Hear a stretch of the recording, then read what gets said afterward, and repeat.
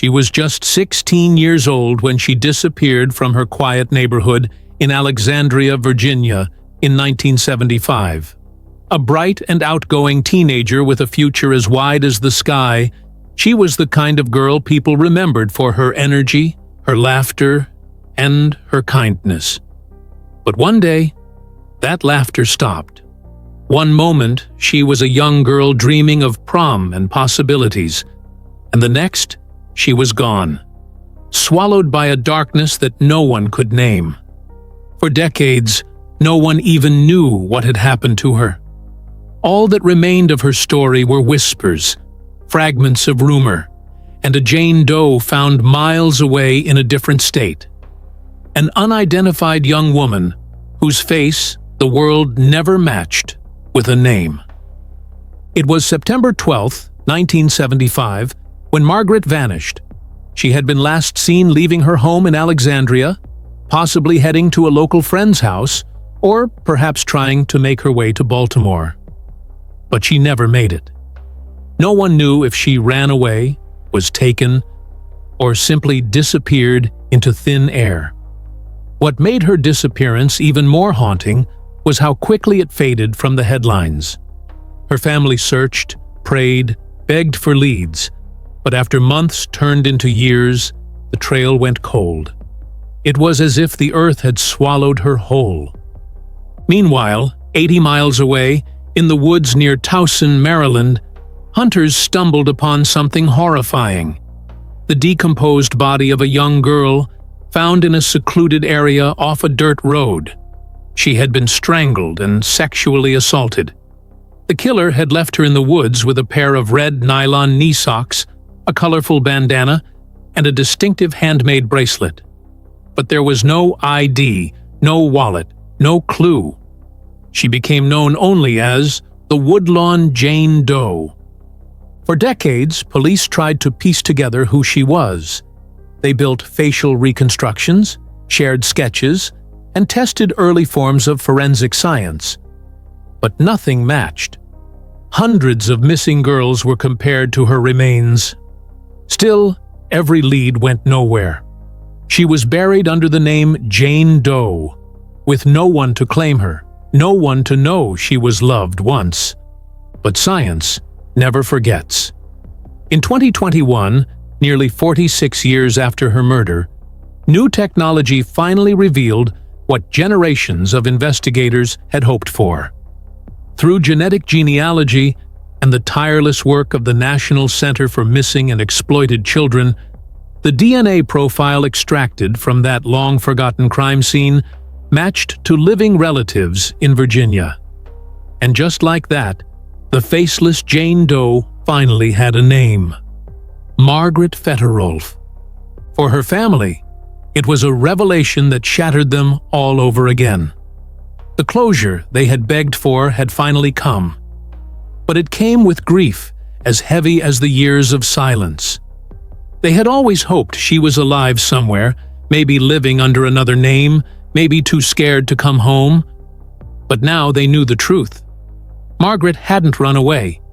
She had been taken, brutalized, and discarded like she didn't matter. And yet, she did matter. For nearly half a century, strangers, detectives, forensic artists, volunteers had refused to let her case fade. They gave her back her name, her story, and her dignity. What no one has ever been able to give her, though, is justice. Her killer has never been identified, but her story, now, will never again be forgotten. When investigators reopened Margaret Fetterolf's case, they didn't expect the path ahead to unravel decades of mystery. Nor did they imagine that science would do what human memory couldn't. For years, the file labeled Woodlawn Jane Doe sat in storage, thick with faded reports, autopsy photographs, and lost hope. Detectives had come and gone, each one trying to see something new in the evidence, each one haunted by the same question: who was she? In the late 1970s, the investigation had been thorough by the standards of the time. Police took fingerprints, dental records, even strands of hair. They released composite sketches and circulated them nationwide. But back then, without DNA databases or digital records, identification depended entirely on chance, a missing persons file crossing paths with the right Jane Doe. That chance never came for Margaret. The investigators called her the girl from Woodlawn, after the Maryland community near where her body was found. She was described as Caucasian, possibly 16 to 20 years old, about 5 feet 2 inches, with long brown hair. She wore a turquoise bracelet made of glass beads, something so personal it broke the hearts of those who handled the evidence. It was the kind of thing a young girl might have made for herself or been given by a friend. But there was no name, no address, no family to tell her story. As years turned to decades, the case went cold. The detectives who once worked it retired. The forest reclaimed the ground where her body had been found, but her file remained, gathering dust, waiting for the moment when technology would finally catch up with her. That moment came in the 2010s. Across the country, forensic genealogy began changing everything. Scientists could now take degraded DNA from long cold crime scenes and compare it to public genetic databases.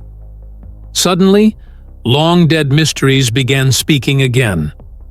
When Maryland authorities partnered with the National Center for Missing and Exploited Children, they decided to give the Woodlawn Jane Doe one last chance at being identified. Technicians extracted what little DNA remained from the preserved evidence. The sample was fragile, decades old, but enough. It was uploaded to GED Match, a platform where people voluntarily share DNA results to help solve crimes or locate relatives. The results didn't point directly to a name, but to family trees.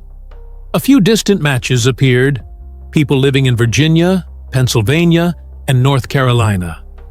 Genealogists began the painstaking work of building a family tree backward, branch by branch, generation by generation, until something clicked. One branch led to a family in Alexandria, Virginia. A family that once had a teenage daughter who disappeared in 1975 and was never seen again. Her name was Margaret Fetterolf. When investigators contacted Margaret's surviving relatives, they could hardly believe what they were hearing. After 46 years, someone was asking about their sister, the one they had thought was lost forever. DNA testing confirmed it beyond any doubt. The Woodlawn Jane Doe was indeed Margaret. It was both a miracle and a heartbreak. Her brother and sister wept as they described how Margaret had been full of light, a creative, free-spirited girl who loved music and believed in the kindness of strangers. They had always wondered what happened, and now they finally knew. For detectives, the identification was a breakthrough, but it opened up a new question. Who killed her? Her death had been ruled a homicide back in 1975. She had been strangled and sexually assaulted. But the man who did it? Still out there, or perhaps long dead. The technology that had restored Margaret's name might not be able to restore justice. Still, investigators hoped that identifying her could breathe new life into the case. And it did. Old evidence was sent for retesting. Witnesses were re-interviewed. The Woodlawn area was mapped again, compared to old police records and missing persons reports. The renewed attention sparked tips from people who had lived nearby during the 1970s. People who remembered seeing strange cars, suspicious men, and frightened young women hitchhiking. Margaret had been gone a long time, but her story wasn't over yet. Her name, once erased, was now shining again, and the world was finally listening. After Margaret Fetterolf's identification, detectives from Maryland's Cold Case Unit began the difficult process of retracing her final days. a journey that required piecing together fragments of a life frozen in time. The first step was to go back to the year 1975, to Alexandria, Virginia, the last place Margaret was seen alive. Margaret was 16.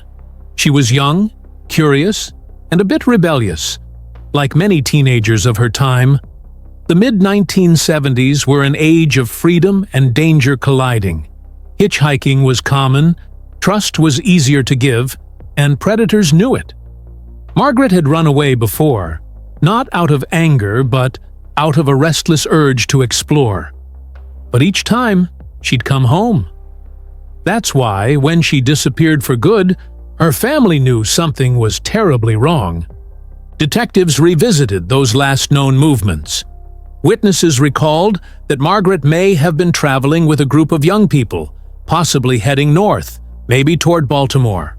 There were unconfirmed reports that she was seen with a man driving a van. In the 1970s, vans were the symbol of independence and youth, but for too many girls, they became rolling traps. Whether Margaret willingly accepted a ride or was coerced, no one knows. What is certain is that she never made it home. When police found her body that September in a wooded area near Woodlawn, Maryland, the scene told a horrifying story. She had been bound, assaulted, and strangled. There were no personal belongings that identified her. No ID, no wallet, not even shoes. The only clue was that handmade bracelet and her clothes, which looked like something a teenager would wear, bright and full of color. Whoever killed her had wanted to erase her identity, to turn her into a ghost.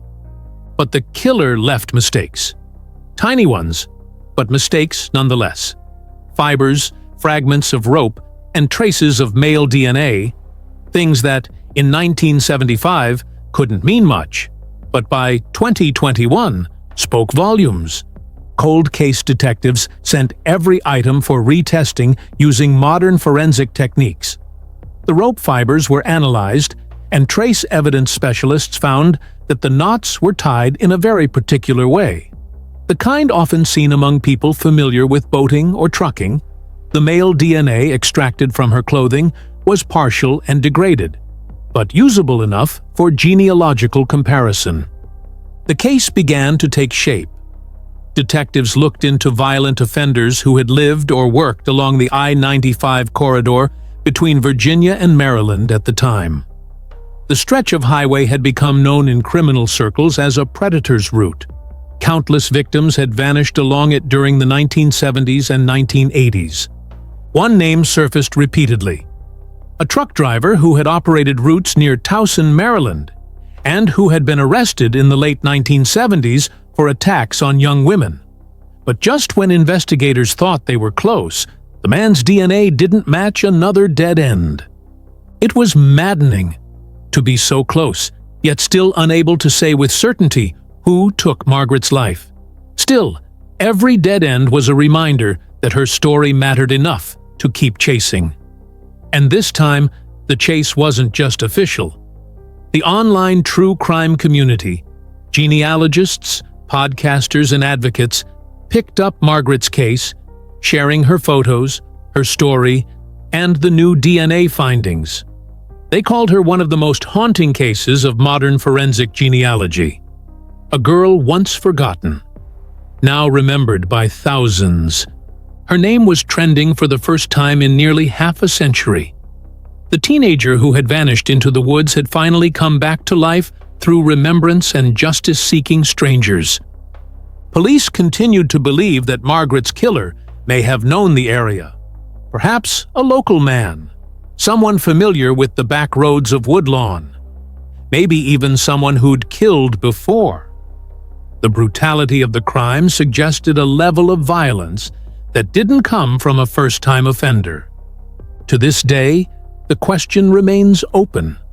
But what changed after Margaret's identification was something far deeper than any single answer. She was no longer anonymous. The silence had broken. The world knew her name.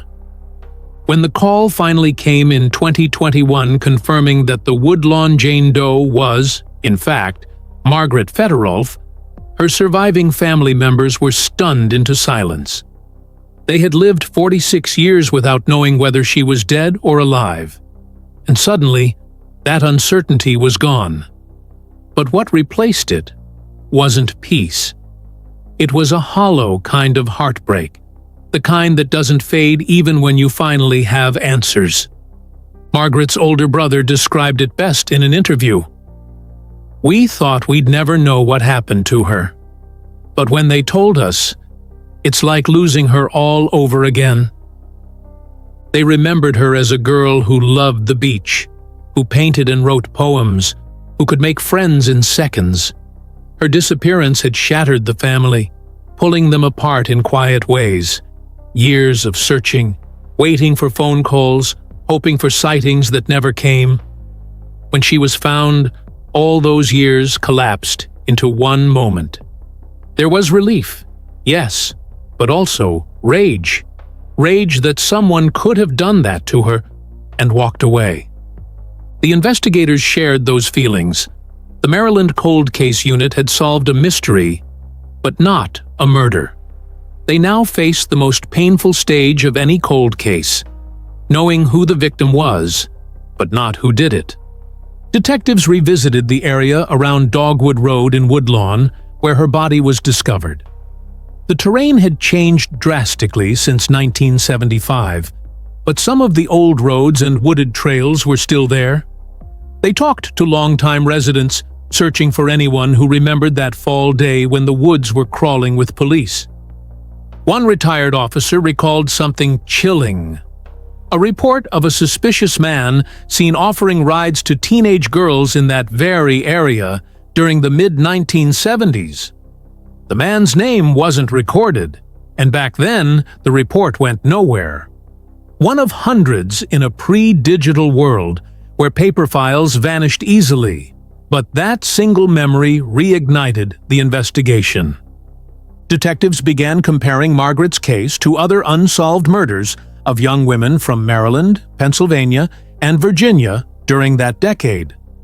There were similarities: strangulation, sexual assault, victims dumped in wooded or rural areas. One case from nearby Baltimore County matched disturbingly well. Another from Delaware had the same pattern of binding and disposal. Could there have been a serial offender operating along the I-95 corridor? The theory wasn't far-fetched. The 1970s saw a disturbing rise in long-haul truckers and transient workers committing violent crimes. Taking advantage of the interstate's anonymity, many were never caught. Some investigators believe Margaret may have crossed paths with one of these men, someone who saw her hitchhiking or alone, and took the opportunity. Despite the endless dead ends, Margaret's identification changed everything. Suddenly, her case wasn't just another forgotten Jane Doe file. It was a human story. Reporters began covering it online groups, especially those focused on missing persons and forensic genealogy, adopted her case, sharing her face, her story, and her name. The renewed attention put pressure on investigators to keep digging. They began exploring new forensic methods, even considering DNA phenotyping, which could create an image of what her killer might have looked like based on the genetic material left behind. It wasn't perfect science, but it was progress, the kind that didn't exist in 1975.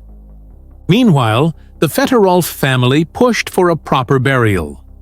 They traveled to Maryland and stood before the grave that had once borne only the name Jane Doe. Now, the headstone read, Margaret Fetterolf, 1959 to 1975. For the first time in nearly half a century, her resting place carried her name.